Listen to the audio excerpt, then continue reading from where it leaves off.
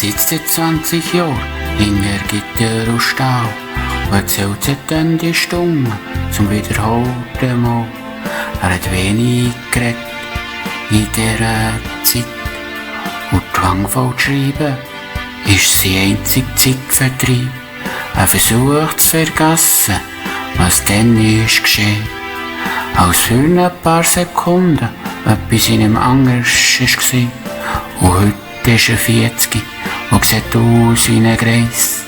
Vor Sonne vergessen, sein Gesicht ist fahl und weiss. Und nach 95 Tagen, dann ist alles vorbei.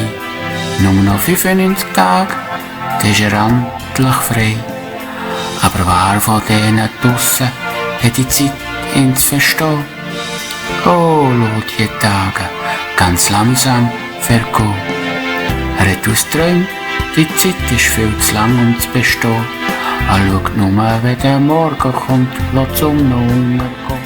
An der Wange das Bild von Mary, die hat man schon längst vergessen. Und der Regen schlägt die Tränen an das ausbruchsichere Glas. Und nach 95 Tagen, dann ist alles vorbei. Nur noch 95 Tage, dann ist er endlich frei. Aber wer von denen draussen hat die Zeit, ihn zu verstehen? Oh, lass die Tage ganz langsam vergehen. Dann hat das Leben geliebt, hat Freunde gehabt und Musik. Er war einer von diesen vielen, die es zu Millionen gibt. Aber dann in einer Stunde lässt das Glück ihn im Stich. Warum das so ist geschehen, begreift er bis heute nicht.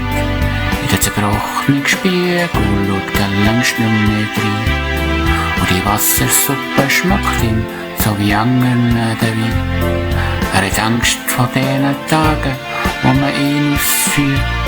Der hat sich jetzt am Schluss dran gewöhnt und auch gefühlt.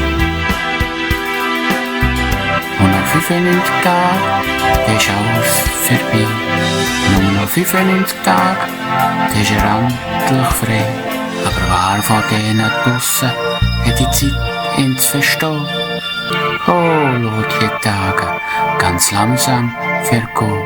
Oh, lass die Tage ganz langsam vergehen.